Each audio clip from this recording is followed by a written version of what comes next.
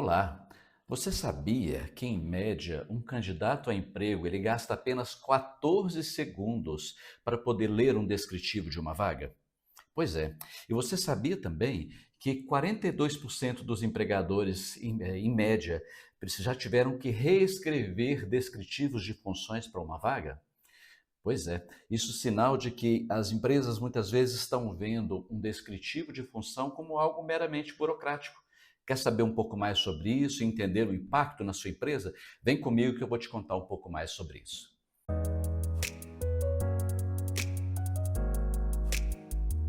Bem, primeira coisa que nós precisamos falar aqui é: será que ainda faz sentido? Será que é relevante falarmos em descrições de cargo? Será que vale a pena gastar tempo com esse processo?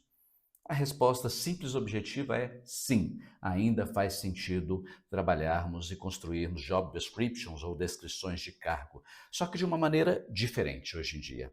Não como algo rígido, engessado, que fica lá na gaveta do RH por anos da mesma maneira, mas como algo vivo, como algo que traz aquilo que as pessoas precisam saber sobre o trabalho delas. Ainda mais numa realidade onde a gente tem uma tendência de skills-based hiring, ou seja, contratação baseada em competências e habilidades. Então, nesses momentos, onde estão as habilidades, onde estão definidas essas competências? Pois é, nas descrições de cargo. E além disso, tem mais um aspecto, o compliance trabalhista. Afinal de contas, as descrições de cargo são excelentes instrumentos para evitar ou se defender em processos de desvios de função, deixando bem claros quais são as atividades de cada um dos cargos. Bom, e basta fazer um descritivo? Como que eu faço um bom descritivo de cargo? É preciso ter muito cuidado, muita atenção para como que eu vou redigir uma descrição de cargo, a redação formal dessa descrição. Vamos lá. A minha recomendação para você é sempre ter dois descritivos diferentes. Um descritivo mais enxuto, mais objetivo para a divulgação de vagas. No máximo 300 palavras para um descritivo para a divulgação de vagas. E um documento um pouco mais completo para a definição das atividades e do perfil do cargo.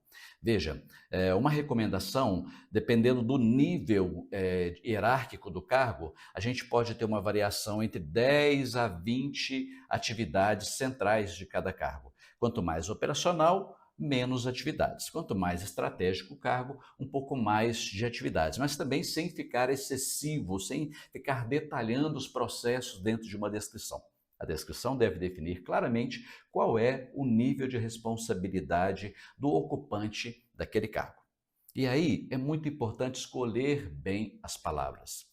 A começar pelo verbo que você coloca no descritivo de cargo. Veja a diferença. Se você pode colocar assim, auxiliar na construção de planilhas de dados, ou analisar dados de mercado, ou ainda liderar o processo de inteligência de mercado. Percebe a diferença? Isso faz todo sentido no momento de entregar, mostrar para os profissionais qual é a esfera de atuação deles, qual é o nível de responsabilidade, o nível de entrega esperado. Além disso, ao escolher as palavras, e vejam, as palavras são muito importantes, procure colocar frases claras. Colocar frases onde você coloca define a atividade, o contexto da atividade e o propósito da atividade. Vou dar um exemplo. Imagina uma atividade, uma descrição comum, básica, dar suporte à área comercial. É vago, né? Inespecífico, sabe para entender? Dar suporte à área comercial. Agora veja a diferença. Elaborar relatórios periódicos de vendas, trazendo informações sobre estoque e campanhas, de forma a facilitar o processo de tomada de decisão. Veja, nós estamos falando de uma frase mais completa, percebem a diferença?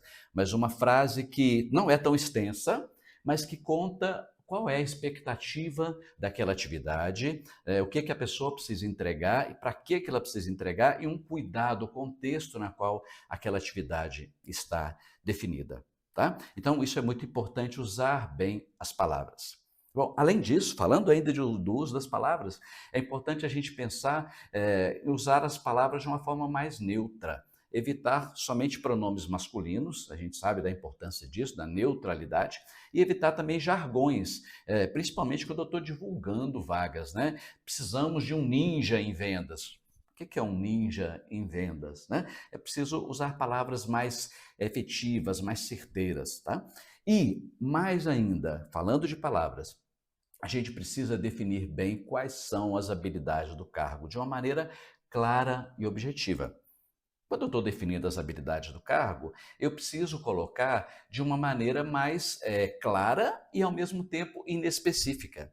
Veja, se eu busco um profissional, se é muito importante para um profissional saber trabalhar com sistemas de CRM, por exemplo, né, na área de marketing e vendas, eu não preciso colocar exatamente qual é o sistema de CRM que a pessoa precisa saber. Até porque o sistema que a gente usa hoje na empresa, amanhã pode mudar, mas eu preciso saber como utilizar um sistema de CRM. Então é importante definir bem quais são as habilidades esperadas em termos tecnológicos, em termos de habilidades manuais, para algumas funções exigem habilidades manuais, em termos de conhecimento sobre o funcionamento de equipamentos, em termos de legislação, que legislações precisam ser conhecidas, e em termos também de habilidades de conhecimento de mercado, enfim. Tem alguns elementos que, dependendo do cargo, eu preciso trazer como um inventário das habilidades que aquele cargo precisa ter, que o ocupante do cargo precisa ter para estar bem posicionado naquele cargo. E também para se preparar para galgar a trilha da carreira dele e passar para o próximo cargo. E aqui quero aproveitar para fazer essa conexão com a trilha de carreira. A gente já falou aqui de trilha de carreira nesse canal e que muitas vezes a gente tem a trilha de carreira como um desenho, né? Como um esqueleto que mostra o caminho da evolução. Porém, por trás desse esqueleto, a gente tem todo um inventário de habilidades. O que vai fazer uma pessoa evoluir na carreira é a capacidade dela em desenvolver suas habilidades e competências. Então, para isso, é muito importante que a descrição traga claramente qual é a diferença, por exemplo, de um júnior para um pleno e para um sênior, para um especialista numa mesma área de atuação e, mais ainda, para uma liderança nessa área de atuação. Quando eu tenho clareza dessas informações, isso gera engajamento nas pessoas, porque as pessoas sabem o que elas precisam fazer, sabem como que elas vão se preparar para poder galgar novas posições dentro da empresa. Por isso é tão importante ter essa definição clara no descritivo de cargo. Bom, e na velocidade que tudo isso acontece hoje, como que eu preciso fazer para poder manter os descritivos relevantes? Primeiro, eu não posso deixar um descritivo desatualizado por muito tempo. O que é muito tempo? Poxa, não dá para pensar em ter descritivos que ficam mais de um ano sem serem atualizados. Um ano até já é muito, a gente precisa estar sempre atualizando os descritivos de carga. Uma boa dica é toda vez que você vai abrir uma vaga nova para uma determinada posição, você se reunir com o gestor responsável e atualizar a descrição. Mas não somente nesse momento, tá? Aproveitar outras oportunidades para manter atualizada. E hoje a gente tem um aliado importante, o RH pode contar com um aliado importante que é a inteligência artificial generativa. E aí, usando bem uma inteligência artificial, você pode trazer referências de mercado, você pode ter informações sobre habilidades padrão de um cargo, por exemplo, para que você customize para dentro da realidade da sua empresa. Também não adianta buscar o que a IA traz, fazer um copia e cola e achar que você tem um descritivo completo. A IA não consegue capturar a alma da sua empresa, a necessidade da sua empresa. Então, você precisa fazer esse depara. E, preferencialmente, fazer isso com o apoio das pessoas que estão ligadas a cada uma das funções. Os líderes, especialistas e demais pessoas que estão vinculadas a cada uma das funções.